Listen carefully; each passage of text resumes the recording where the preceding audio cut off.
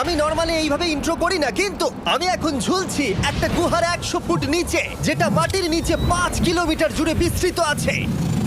আর আমরা এটা পছন্দ করি বা না করি, যখনই আমি আর আমার বন্ধুরা মাটি টাচ করলাম, আমরা অফিসিয়ালি এখানে আগামী 7টা দিন কাটাতে চলেছি। বাবারে, এটা আমার জীবনে করা সবথেকে ভয়ঙ্কর জিনিস। প্রথমত, আমাদের এখন এখান থেকে অনেকটা দূরে যেতে হবে। কেন? যদি ঝড় বৃষ্টি হয় তাহলে এই পুরো জায়গাটা জলে ভরে যেতে পারে, আর সমুদ্রের মতো ঢেউ এসে সবাইকে ভাসিয়ে নিয়ে যেতে পারে। সেই জন্য আমাদের আরো ভিতরে যেতে হবে একটা বেস ক্যাম্প বানানোর জন্য। ভাই এটা পুরো পাগলাম। এটা একটা অন্য জগৎ মনে হচ্ছে। এই কেভ এন্ট্রান্সটা হয়তো দেখতে সুন্দর, কিন্তু দেখে যা মনে হচ্ছে আসলে তা নয়। আর আমরা হয়তো জানি না যে আগামী 7টা দিন আমাদের জীবনের সব থেকে কঠিন সময় হতে চলেছে। সব থেকে বাজে ডিসিশন। ঠিক আছে, আর কিছুক্ষণের মধ্যেই অন্ধকার হতে চলেছে। ক্যাম্প না করলে আমরা বিপদে পড়বো। আমরা কোথায় যাচ্ছি সেটা কি বলবে? আমাদের ক্যাম্প সেটআপের জন্য একটা ফ্ল্যাট গ্রাউন্ড খুঁজতেই হবে। কেভের ভেতরে ঢোকার পরে আমরা এমন একটা জায়গা খুঁজে পেলাম যেটা অনেকটা উঁচুতে থাকায় আমরা জল থেকে সুরক্ষিত থাকতে পারবো। তার মানে এটা ক্যাম্পের জন্য পারফেক্ট। পারফেক্টটা একটু বেশি হয়ে গেল। মোটামুটি বলা যেতে পারে। ঠিক আছে, ক্যাম্পের জন্য মোটামুটি। প্রথম দিনের বাকিটা আমরা কাটিয়ে দিলাম আমাদের জিনিসপত্র আনতে। প্রত্যেকটা ব্যাগের ওজন প্রায় 80 পাউন্ডস। আর যেমনটা তোমরা ফুটেজে দেখছো, আমরা এটা করতে 4 ঘন্টা লাগিয়ে দিলাম। এখান থেকে যাওয়া খুব কঠিন। তারপরে আমরা সবাই বেস ক্যাম্পে ফিরে গেলাম। ঠিক আছে, আমরা এখানে লাইট লাগিয়ে দিলাম। আমাদের সব জিনিসপত্র হোম বেসে চলে এসেছে। একটু ক্যামেরাটা ওদিকে দেখাবে?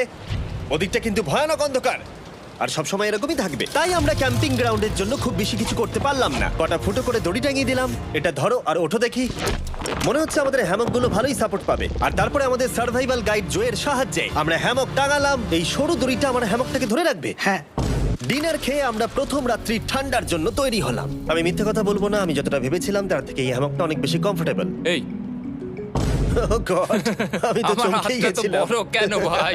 এই কেভটা 2.5 কিলোমিটার ডিপ, আর আমরা এখন এন্ট্রান্সের কাছেই ক্যাম্পিং করছি। কাল আমরা অনেক কিছু এক্সপ্লোর করব। তোমরা কেমন ঘুমালে? ভয়ঙ্কর। ঘুমই হয়নি। এটা সত্যি একটা অস্বস্তিকর পরিবেশ। কেবের উপর থেকে অনবরত আমাদের উপরে জল পড়েই যাচ্ছিল, তাই উপরে একটা প্লাস্টিক চাপালাম, কিন্তু তাও আমাদের হ্যামকের উপরে জল পড়েই যাচ্ছিল। একটা আইডিয়া আছে, চলো শেল্টারগুলোকে ভালোভাবে তৈরি করি। আমার মনে হয় এই প্লাস্টিকগুলোকে জুড়ে দিলে আর জল পড়বে না। বাহ, তুমি তো জিনিয়াস। আমি শুধু একজন ইউটিউবারই নয়, ঠিক আছে? আমার হ্যামকটা এটার উপরে ঝুলছিল। মানে দেখো, আমি আরেকটু হলে হ্যামক থেকে নেমে পড়ে যেতাম। আর আমরা সেই সময় এটা বুঝতেই পারিনি যে এই গর্তটা প্রায় 40 ফুট গভীর। তাই যখন আমি আর শন প্লাস্টিকগুলোকে জুড়ছিলাম, তখন ম্যাক আর কার্ল এই গর্তটা কতটা ভয়ঙ্কর সেটা দেখতে গেল। আমার হ্যামকটা দেখতে পাচ্ছো? ওখানে আমি ঘুমোচ্ছিলাম। এদিকটা দেখো। আর যেহেতু এই কেভে সব একই রকম দেখতে, তাই আমাদেরকে ফলো করা অনেকটাই কঠিন ছিল। এই ম্যাপে তোমরা আমাদের হোম বেস দেখতে পারবে, আর দেখতে পারবে ওরা ওখান থেকে কত দূরে হ্যাঁ, যাচ্ছে। এটা তো খুবই ভয়ঙ্কর। ভাই এটা পাগলামো। আর যখন ছেলেরা র্যান্ডমলি এক্সপ্লোর করছিল, তখন আমি আর শন ক্যাম্পে কাজ করছিলাম। এই স্লিপিং ব্যাগটা এখানে কেন পড়ে? কারণ এটার থেকে পিয়ের গন্ধ বেরোচ্ছে। ইয়া, এটার থেকে শেখা উচিত স্লিপিং ব্যাগ ভাড়া নিতে নেই। আমরা স্লিপিং ব্যাগ কেন ভাড়া আমি- নিয়েছি? কেন আমি আমরা জানি না। স্লিপিং ব্যাগগুলো কিনে আনতে পারলাম না? আর তারপরে আমরা এই দুটো প্লাস্টিককে জিপ টাই দিয়ে জুড়ে দিলাম। কিছু মনে করো না, এই দড়িটার উপরে আমার জীবন বাজি আছে। আর তখন ওইদিকে ম্যাক আর কার্ল তখন ওই গর্তের মধ্যে। ও মাই গড, ম্যাক! আর শেষ পর্যন্ত ওরা একদম নিচে পৌঁছে গেল। এই! আমি তো ভাবলাম সবাই ক্যাম্প নিয়ে কাজ করবে। আমরা শুধু দেখাচ্ছিলাম জায়গাটা কতটা ভয়ঙ্কর। না পড়লেই হবে, তোমাদের স্কিল নেই। আচ্ছা ঠিক আছে। আর যদিও ওদের এবার ফিরে আসা উচিত ছিল, কিন্তু কাল আর ম্যাক এটা কতটা গভীর সেটা দেখানোর চেষ্টা করলো। ভাই এটা দেখতে দারুণ লাগছে। তুমি কি নদীটাকে পার করতে পারবে? কিন্তু ওরা এটা জানে না যে এই রিভারটা এই কেভের গোটাটাই জুড়ে আছে। তার মানে এর মধ্যেও আমাদের কিছুটা সময় কাটাতে হতেই পারে। ওই তো ওরা এসে গেছে। এসো। তোমরা রান্না করে রেখেছো তো? হ্যাঁ, রান্না করেছি। ঠিক বলেছ। একটা নতুন বাড়ি, ঠিক বলেছি তো? একদম। এখন আমাদের একটা ছাদ আছে। আর এটা তো দারুণ। জিমি রান্না বেশ ভালোই আর করেছে। আমরা আমাদের ফায়ার পিটটাকে এই সুন্দর জায়গাটাতে নিয়ে এসেছি। জায়গাটা কেমন? বেশ গরম। আরামদায়ক। এই পাথরগুলো গরমটাকে ধরে রাখবে এবং ওপর থেকে যে পি পড়ছে সেগুলোকে আটকে দেবে। ওটা পি নয়। তাহলে ওটাকে কি বলবো? যদি জানি না, হয়তো বৃষ্টির জল হবে বা না, এটা বৃষ্টি নয়, না, পাথর মানে ইয়ে তুমি করছে। কিছু- এই একটু উপরে দেখাও। তুমি মেঘ দেখতে পাচ্ছো? পাথর দেখা যাচ্ছে। এটা বৃষ্টি নয়, রক পি। Rock P. ঠিক আছে, রক পি। ঠিক আছে, এটা রক পি। আর একটা শুকনো রাত ঘুমিয়ে কাটাবার পরে আমরা ঠিক করলাম জো আমাদের সার্ভাইভাল এক্সপার্ট, তাকে নিয়ে আমরা কেভের শেষ প্রান্ত অব্দি যাব।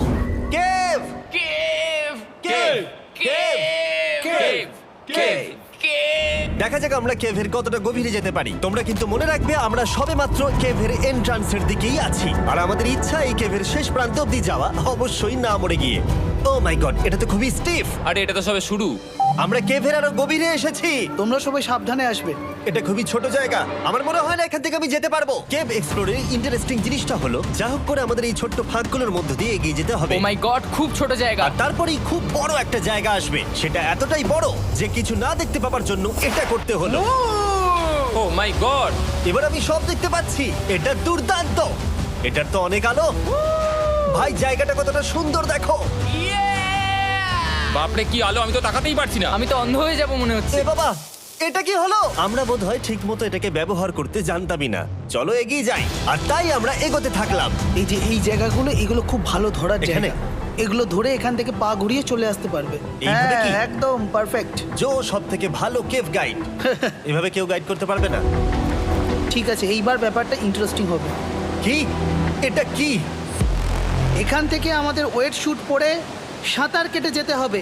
গতকাল ম্যাক আর কার্ল এটা নিয়ে মজা করছিল, কিন্তু এই কেভে আমাদের পরের অ্যাডভেঞ্চারটা ছিল একটা প্রায় জমে যাওয়া নদীর মধ্যে। ও মাই গড, এটা তো পাগলামি! তার মানে আমাদের ওয়েট শুট পড়তেই হবে যাতে আমাদের হাইপোথার্মিয়া না হয়। আমরা এটা কেন করছি? এই এক্সপেরিয়েন্সটা তো জীবনে একবারই হবে। এটা করলে হয়তো আর নাও বেঁচে থাকতে পারি। আমাদের এই কেভের শেষে পৌঁছতে হলে আমাদের এই নদীর মধ্য দিয়ে, এই ছোট্ট ফাঁকগুলোর মধ্য দিয়ে সাবধানে ধীরে ধীরে এগিয়ে যেতে হবে। আস্তে আস্তে নামো, স্রোতের কারণে পা পেছনে টানতে পারে। ঠিক আছে, আমি তাহলে নামছি। তুমি ওই দেয়ালগুলো ধরে ধরে এগোতে থাকো আস্তে এটা তো আস্তে। খুব ঠান্ডা। তুমি পারবে জিমি। জানি না এখানে ঢুকতে পারবো কি না। জিমি, এবার তুমি জল থেকে উঠে দাঁড়িয়ে পড়ো। এটা সত্যি একটা পাগলামি। এখানে কি ঠান্ডা! যখন তোমরা খুব ঠান্ডা জলের মধ্যে থাকবে তখন একটা পাথরকে ধরে এগিয়ে চলা খুব কঠিন হবে। ও মাই গড, এটা সত্যি পাগলামি। ম্যাক, গার্ড, চলে এসো। আমার ভয় লাগছে। চলো চলো, পারবে। ভাই। এগোতে থাকো, পেছন দিকে তাকিও না। একবার দেখো আমরা কি করছি। কিন্তু এই বাধাগুলো এতটা কঠিন ছিল না সামনে যা আসতে চলেছিল তার তুলনায়। আমরা পেরেছি। কেভ কেভ কেভ এই, কেভ। একটা কথা শোনো, আমরা 10% আসিনি। তার মানে এখনো আমরা শুধুমাত্র সার্ফেসেই রয়েছি, আর শেষ প্রান্তে পৌঁছতে হলে আমাদেরকে আরো 2 কিলোমিটার যেতে হবে। যেরকম তোমরা দেখতে পাচ্ছ এখানে 24/7 বৃষ্টি হয়, তাই আমি একটা আড্ডা মারার জায়গা তৈরি করেছি যেখানে আমরা কেউ ভিজবো না। আমি ভাবছি আমি যদি এটা না বানাতাম তাহলে কি হতো। আমি নিশ্চিত যে ওদের একটা ভেজা পাথরের উপর শুতে হতো। আমাদের ক্রমাগত এগিয়ে যেতে হবে এবং শরীরটাকে ভিজে রাখতে হবে। ঠিক আছে। নইলে আমাদের শরীরের তাপমাত্রা কমে এটা যাবে। এতটা কঠিন কেন? সব থেকে বাজে ব্যাপার হলো আমরা যতটাই দিকে এগোবো ততটাই আমাদের পিছন দিকে ক্যাম্পে ফিরতে হবে। আমাদের পরের বাধাটা হয়তো জলের মধ্যে নয়, কিন্তু তার মানে এটা নয় যে সেটা সহজ হবে। আরে এটা কি মাকড়সার জাল? কিন্তু আমি মাকড়সা দেখতে পাচ্ছি না তার কেন? মানে ওটা আমাদের উপরে আছে। আরে তোমার গায়ে, তোমার গায়ে। আমার বন্ধুরা বলতে বাজে, এই গেমটা মিস্টার বিস ভিডিওর মতো, যত এগোবে ততই কঠিন হবে। সত্যি কথা বলতে যদি আমাদের সাথে জো না থাকতো আমরা মরেই যেতাম। আর 3 ঘন্টা পরে জো আমাদের জন্য একটা বাজে খবর নিয়ে এলো। জল অনেকটা বেড়ে গেছে আর আমরা অনেকটা সময় লাগিয়ে ফেলেছি, তাই আজকে আমাদের আবার ক্যাম্পে ফিরে যেতে হবে। আমি মানবো না। তুমি সেফটি এক্সপার্টের কথা অমান্য করতে পারো না। আমি এটা মানবো না। সত্যি কথা বলতে আমাদেরকে ফিরতেই হতো, কারণ এর আগে আমরা শুট করতে অনেকটাই সময় নষ্ট করে দিয়েছি, তারপর ফ্লেয়ার নিয়ে খেলেছি, তাই আমরা ফিরে যাচ্ছি আর এই মিশনটা আমরা পরের দিন আবার শুরু করব। শন, আমরা এসে গেছি। আরে তুমি এখানে কি করছিলে? এখন তোমরা কেউ ভিজবে না। আমি তো জানতামই না এই লাইটগুলো আমরা এনেছি। এগুলো দারুণ লাগছে তাই না? দুঃখের বিষয় আজকে আমরা মাত্র 20% এগোতে পেরেছি, কিন্তু বিশ্বাস করো আমরা শেষ পর্যন্ত অবশ্যই যাব আগামী কয়েকদিনের মধ্যেই। আমার মনে হয় কোনোদিনই হবে না। আমি তো বললাম। আমরা ডে 4টা রেস্ট নেব আর ডে 5-এ চেষ্টা করব এই কেভের শেষ অবধি যাবার। দেখা যাক কি হয়। ডে 3-তে মজা হলো, কালকে আবার দেখা হচ্ছে।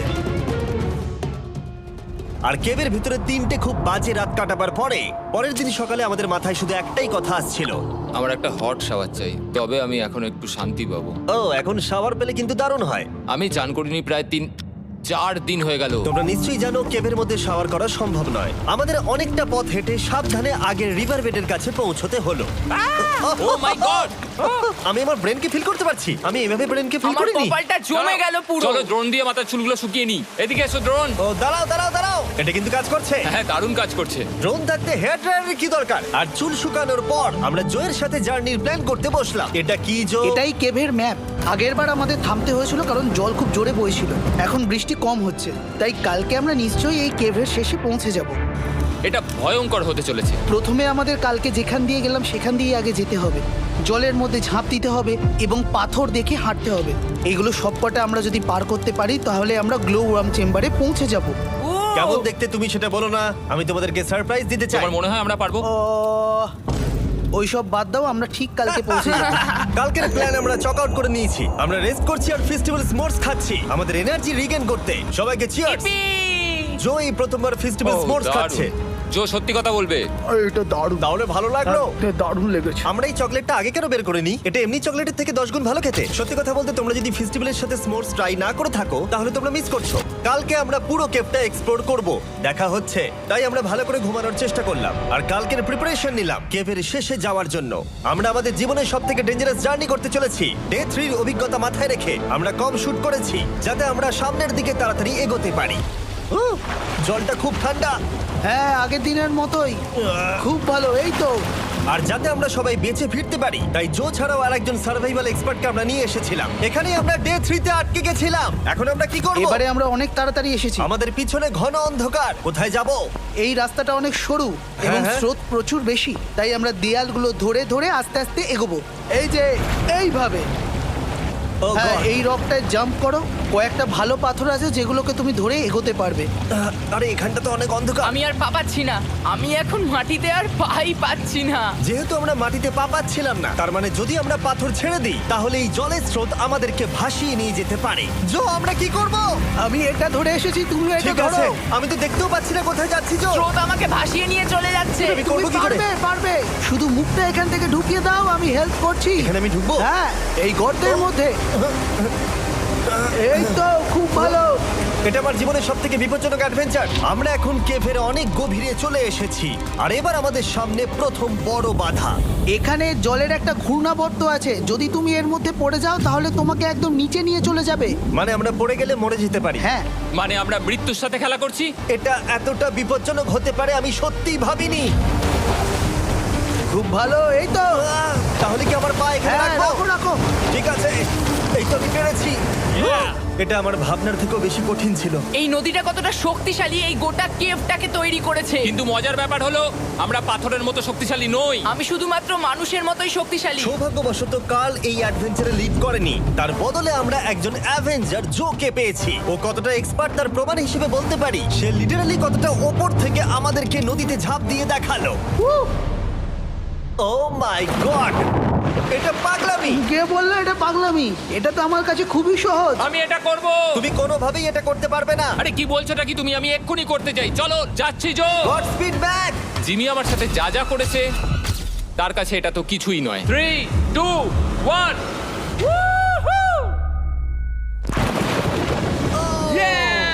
তুমি করবে? না, আমরা না এগুলো শেষ পর্যন্ত যেতে পারবো না।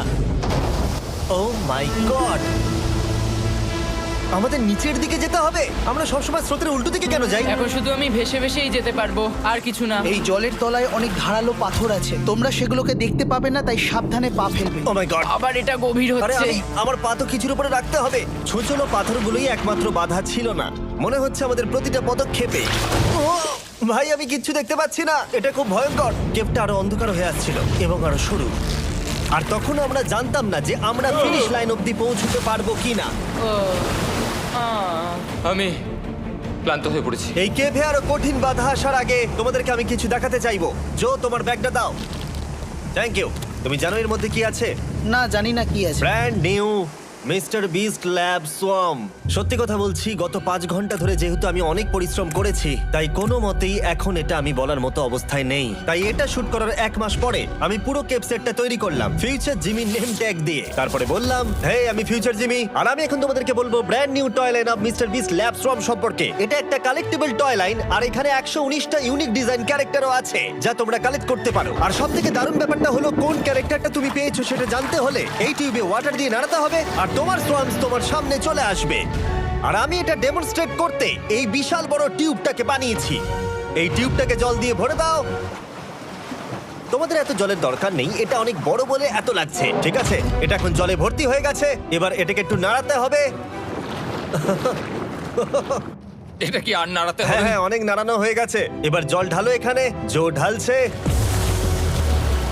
আর জল ঢালার পরে তোমরা দেখতে পাবে তোমরা কোন সোয়ামটা পেয়েছো। এটা সবথেকে রেয়ার হাইপোক্রোম, যেটা মাত্র 1000টা বানানো হয়েছে। জো, এটা তোমার। Thank you so much. এটা চাই। আর এটা তোমার। কাল কি নেবে? আমার কাছে দুটোই ছিল। আর আমরা শুধু সোয়ামেই থেমে নেই, আমরা এই অ্যাকশন ফিগার প্যান্থার গুলো বানিয়েছি যেগুলো এই ব্রিফকেসে আছে, আর এই সোয়ার্মের মতো এই মিউটেটর। যখন তোমরা কিনবে দেখতে পাবে এর ভেতরে কি আছে। কোথায় কিনবো? ভালো হয়েছে জিজ্ঞাসা করলে। মিস্টার বিস্ট ল্যাব টয়েস এখন তোমরা পৃথিবীর সব জায়গায় পেয়ে যাবে। এগুলো সব বেরিয়ে গেছে, তোমরা গিয়ে কিনে নাও। আর কেবের মধ্যে অনেক সমস্যা পেরোনোর পরে আমরা ফাইনালি পৌঁছে গেলাম গ্লো ওয়ার্ম চেম্বারে। ভাই এবার খুব ভালো লাগছে। ঠিক আছে টিম, তোমাদের গ্লো ওয়ার্ম চেম্বারে স্বাগত। এ তো দারুণ। এটা দারুণ লাগছে। ভাই এটা পৃথিবী মনে হচ্ছে না এখানে একদমই। যে আলো তোমরা দেখতে পাচ্ছ সেগুলো আসলে ছোট্ট ছোট্ট বায়োলুমিনেসেন্ট গ্লো ওয়ার্ম তৈরি করেছে। এটা দেখতে অনেকটা মিল্কি ওয়ে গ্যালাক্সির মতো লাগছে।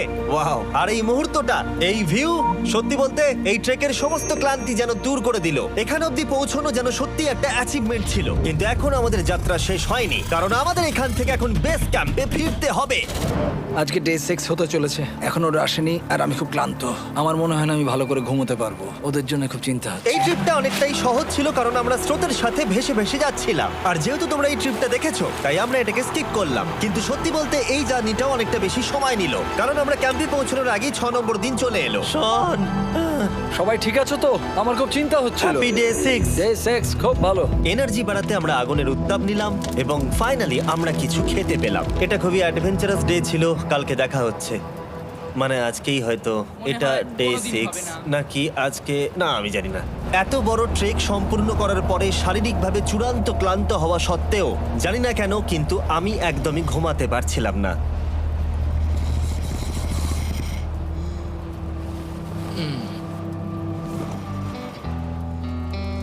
আমি 7 দিন সলিটারি কনফাইনমেন্টে কাটিয়েছি, কবরে কাটিয়েছি, 7 দিন রাফটে থেকেছি। কিন্তু সত্যি কথা বলতে এটা সবার থেকে বেশি কঠিন ছিল, কারণ সব সময় ভিজে, ঠান্ডা, প্রত্যেক মুহূর্তে এই পাথরগুলো শরীরে ব্যথা দিচ্ছে। বেশিরভাগ সময়টাই এই কেভটা দুঃস্বপ্নের মতো ছিল। কিন্তু তোমার আর আমার মধ্যে জিমি! ইয়ো! গার্ড, আমাকে দেখতে পাচ্ছো? এটা পৃথিবীর সবথেকে উজ্জ্বল টর্চ। মজার মুহূর্ত অনেক ছিল।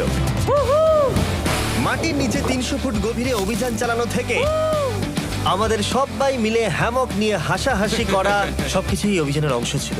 যেহেতু আমাদের সঙ্গ দারুণ, চলো তিমির মতো আওয়াজ করো। তাই এই ভিজে, ঠান্ডা, পাথুরে অদ্ভুত কেভের ট্রিপটা বদলে গেল আমাদের জীবনের সব থেকে সুন্দর মুহূর্তে।